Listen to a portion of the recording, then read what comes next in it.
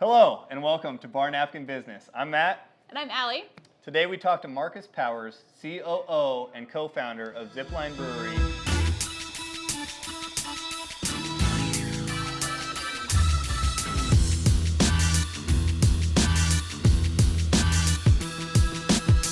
So today we talk to Marcus Powers about starting the business, growing people, and the trials and tribulations that come on with that. They're my favorite Nebraska brewery. Don't tell anybody. But I love the packaging. There hasn't been one that I was disappointed with. I really love the product, and it's really consistent. That's something that small brewers struggle with. My favorite is the IPA. I have the Indian Pale Ale from Zipline here. And what do you have there, Matt? The Kolsch. Make sure you watch till the end because I have a little surprise for Marcus, and we do have a giveaway for you guys. We're giving away gift cards and some Zipline swag that you have an opportunity to get. Great. So let's go ahead and roll. We hope you enjoyed this interview. Hello, everyone, and thanks for joining us on Bar Napkin Business. Today, our first guest is Marcus Powers, COO and co-founder of Zipline Brewery. Zipline Brewery was founded in Lincoln, Nebraska in 2012. As a bar owner, I have a lot of respect for the company. I think they've done a lot of good things, packaging, branding. Their product is outstanding and always consistent. First of all, thank you, Marcus, for joining us today. Yeah, absolutely. Appreciate it very much. Anytime I get to sit around and drink beer, talk is always a good day. So let's get a little background on you. Tell us about yourself. Where are you from? What were you doing before this? I'm a Nebraska kid, born and raised in this state. Grew up in a small town. Came to Lincoln, the big city. And I actually trudged my way through a lot of school, went through grad school, and had a career, actually became an attorney. Somewhere along the road there, I learned how to brew beer with my science background, and that kind of slowly led me in another direction. You know, at some point, like I kept building and learning from mistakes, and I was getting to a point where I was like, felt like we had really good beer, which was really my goal. Like I just wanted to drink. Small batch, right? Your buddies are tasting it, and you're yeah, tasting, yeah. drinking in the garage. I had tabs in my basement, and like I just wanted to, you know, brew stuff that I wanted to drink, and therefore didn't have to buy a bunch of beer, and you know, it was fun to have people over. Yeah, it kind of was. Yeah. So you didn't think that it was going to be a business at that point? It was still a hobby? It was just, I just never had that dream to do a brewery, and then I stumbled across two guys. We were on the same softball team together. I had brought some beer to a game, and he's like, man, Marcus makes pretty good beer. Like, I'd like to sit down and have a conversation with him because we're going to start a brewery. So I go over to Tom's house one night, and you know, we have a couple of beers, and we're talking about it. And, you know, he's like, you know, this is your moment. Like, this is like, we have the opportunity to do this, and this is like the time. And, you know, this is not going to come across your path again. Probably the most exciting time for a business. Yeah. Is exactly what we're talking about right now, where it's like that nervousness. Should I do it? Should I not do it? Okay, we're going to do it. And I can still remember going home, and it was later evening, because it was probably like I remember talking to my wife, and she's of course like. And after a couple beers, I'm sure. Pregnant. Right, too, yeah. and you know, she's not had beer because she's pregnant, so she's like sober sitting there, and she's like, well, how did it go? And I'm like, yeah, it's so exciting, but like we can't take this risk. You know, I've got a great job, I've got great benefits, I can't do this. And she looks at me, you know, sober, pregnant, and she's like, I don't know how you don't do it. She's like, you're gonna watch this thing unfold whether you're part of it or not. And she's like, and it's gonna kill you. Yeah. She's like, I think you gotta do it. And I was like, oh. Like, I think she was I was hoping she would tell me no, so I didn't have to jump off the cliff. And as soon as she said like, do it, I was like, oh, I'm doing it. Now you're all sold on the idea. Yeah. Now what? Now what do you do? Yeah, I mean, obviously the business plan is the foundation. And a very conservative one, hopefully, that, you know, projects like every potential evil to happen. Yeah, like all the bad stuff. And then you think you need like twice as much money as you put in your business plan, so the funding. And then it's just a matter of like, you know, executing it to get it open. So we thought, you know, we needed, you know, 750, 800. By the time we opened, we're like, okay, like it took more money than we thought, but we're open, you know, we're able to do it. What I didn't anticipate was that first year. Like that first year just kept, you know, taking and taking and taking. And like in order to like achieve the design that we had put into stuff? Equipment, people, you know, just little things that you don't think about. Like how do you, you know. What was the one that surprised you the most? People was probably the biggest investment that we started making. So let's backtrack a little bit. So you started brewing beer. Obviously, demand was there, and probably a little more than you expected. Tell us about your first sale or your placement, or how did you first? Okay, we brewed this product. We got the whole thing up and running. We rented a space. We got the equipment. You're starting to grind on it. It takes, I don't know, a month or so to brew the first batch, and now we're trying to sell it. How did that conversation go down? Where did you guys approach? What did you go to next? We did a little bit of compared to the way I see breweries roll out nowadays, we did a little non-traditional approach.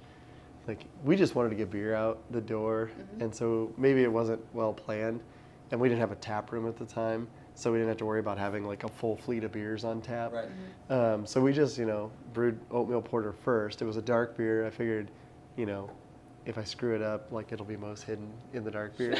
and it came out fine, and we set up releases for that beer and that beer only. I didn't really know enough about distributors, not coming from the bar business or understanding like the world, that I felt like I needed to learn about distributors and how to make that contact. So one night my wife was gone, and I was like batching it, and I'm like, couldn't find anybody to go out with me, but I was like, on town, I'm like, I'm just gonna go out and drink some beer, and I'm gonna like go to bars and sit around and talk to bartenders about what distributors they like. Yeah.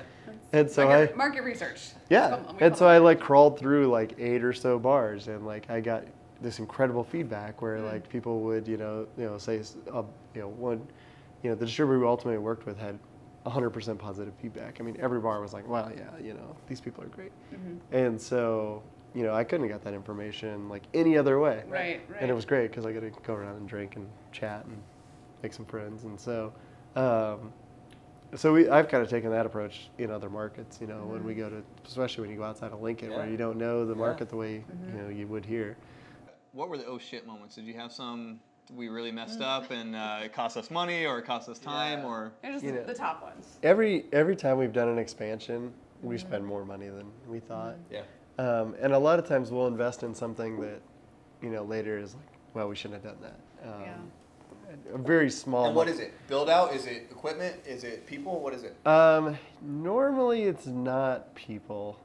Normally it's equipment, or like a construction issue. So one oh shit moment I had, which was early on, was I did all this research on what the best drain for a brewery is. Like, you're going to tear up the floor, you're going to put in this nice sloped floor so all the water and beer flows down the drain the way it's supposed to, and, put nice tile around it. And all the specs on this drain said that it would withstand everything we were going to do to it. And it was like a composite poly something drain. It wasn't metal. It was like a plastic of some sort. And within about a year, like, it started to like micro fracture. Oh no. And like, this drain is like in the concrete, like rebarred into the concrete. Like, there's no way to like just pull it out and slap a new one in. And meanwhile, it's around all of our tanks, so it's not like you can just like go have shut down production for like 2, 3, 4 weeks and like cut out all the drains and put in a new one and put the tile nice in.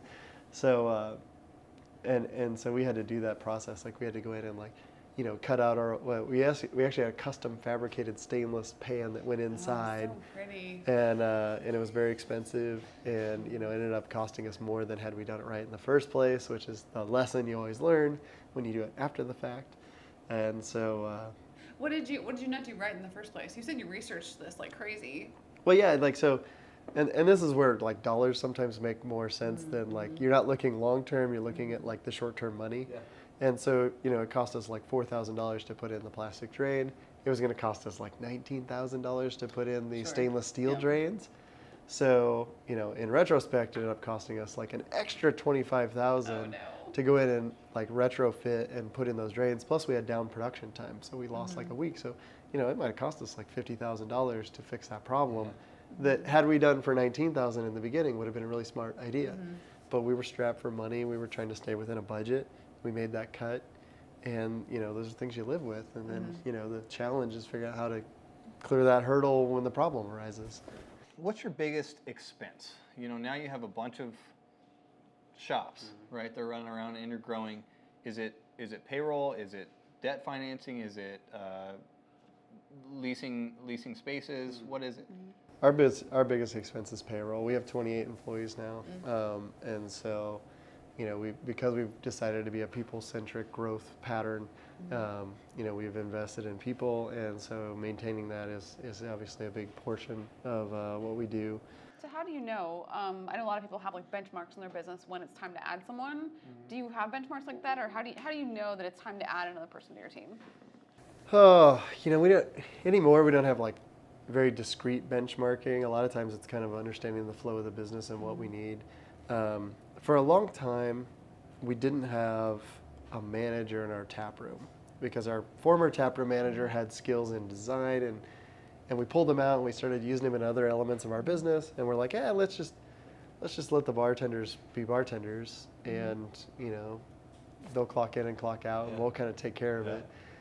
Well, not having somebody on site that like is the voice of like, this is what should be done and this shouldn't be done, really started to cause a lot of problems. And I mean, you could probably understand this. And so like we were like, oh wow, like we need to empower somebody to be the manager of the location. So Marcus, talk to me about, how your role has changed over the last 5 years. You started as head brewer. We talked about this a little bit. Now what are you doing? You have a much bigger team. You have a lot more things to manage. What's your day-to-day look like? So I was scrambling for a while to kind of cover like every domain, and kind of I alluded to earlier, I hate to get into the org chart part of this, but I think our biggest challenge in our business is communication, and it's within.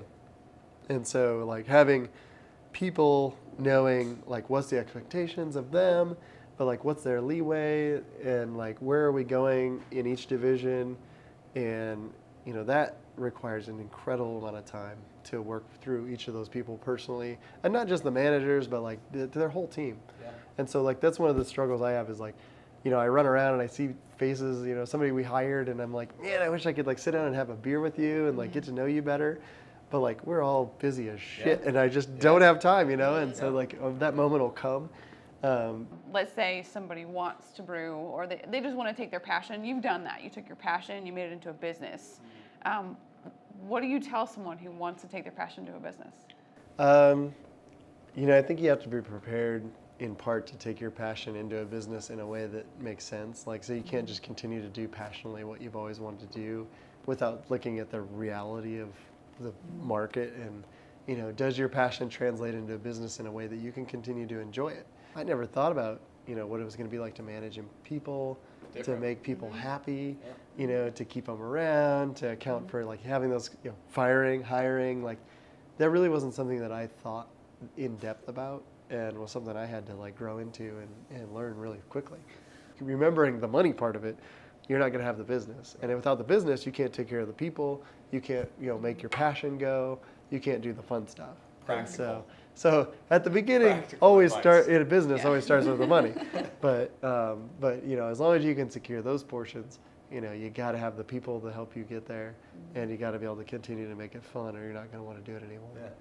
Awesome. All right. Well, we have some last call questions for Last you. call. Last call. So let's start here. Dog or cat? Oh, that is really tough. Really? I would almost say neither, but I'm going to go with cat because they're more self-maintaining. And I'd have to like find a place. Every time I want to travel, I got to go put my dog in a kennel, or find somebody to look after it, or cleaning up poop. Like either way, it just doesn't sound good to me. What was your first job? Oh, first job? That's a good question. I worked for a beekeeper when I was like 16. Really? And I had to travel like 75 miles every day to go to. Both ways. Yeah. No, but like me and another kid drove in a car 75 miles, so it was like an hour drive, or a little over an hour drive. And then we would run around all day in the hills, changing out beehives and working with bees and getting stung, and then we'd drive back like 10 hours later. This is so much better than like Burger King. McDonald's. Beekeeper. All right. Beekeeper that brews beer now. All right. Beer crush. What beer do you admire that is not yours? Oh, beer that I admire that's not mine. Man, there's a lot of IPAs on the list that I really, really love. Probably my latest that I really enjoy is in the hazy IPA vein, although it's not quite a hazy IPA. Lagunitas has a Born Yesterday beer that's really That good. Some of our local boys, Kincaidor, changed their 4-county pale ale up to a little more hazy kind of hoppy beer. Cater shout out. Really nice beer. So, the guys over here nearby at Boiler Brewing, I like about everything Tim does.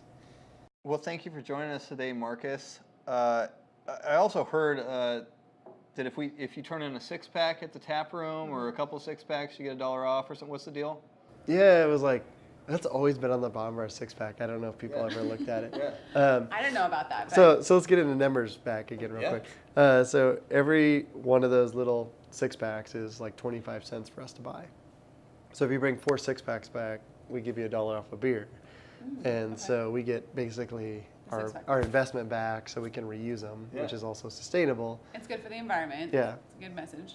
And because when I sell beer, it, like we talked about earlier, like it doesn't cost me as much to make beer. So it's a kind of a win-win-win program. Okay. Well, now that you said that, I think I might have a couple 6-packs laying around. Let me see what I got. I knew this was coming. You're going to have a lot of beer to drink.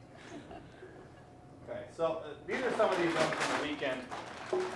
Here, we'll just give you some of these here. But let me look around and see if we have any other ones. This is it? Quick. Oh yeah, we'll take these. Okay, so we're gonna start counting this up. We have like. Are we gonna count these? We have like $1 here. So I found a couple more in the back here, Marcus. $3. Oh, this is just copper all.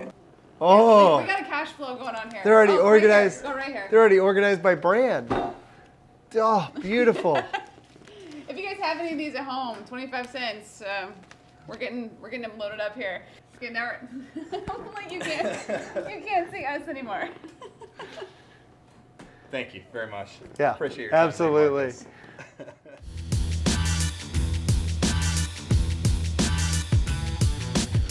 Thanks for joining us today for the interview with Marcus Powers from Zipline. We have several gift cards to give away, as well as a little bit of Zipline swag. Enter to win at barnapkinbusiness.co or follow us on Facebook or Instagram at Bar Napkin Business there as well. So if you have any ideas for guests, feel free to shoot them over. We have an email on the website, barnapkinbusiness.co. And until then, anything else you want to add, Matt? No. I got nothing.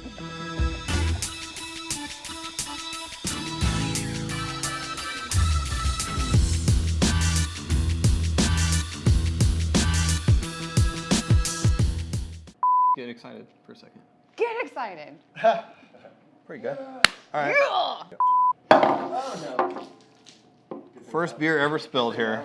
First beer ever saved. Allie's recording everything always, Yes, so always. she's got a fun blooper reel. I haven't seen this yet. I'll probably do it. He at pulls some that point. out every time. He's always like, I never know. I might not be able to recover from that. Dude, I've been raising the roof. I've never Yeah. raised the roof in my life. I've been doing it all the and time on on the camera show, now. he's always like, woo woo. And he's like, I never do that. Why am I doing that?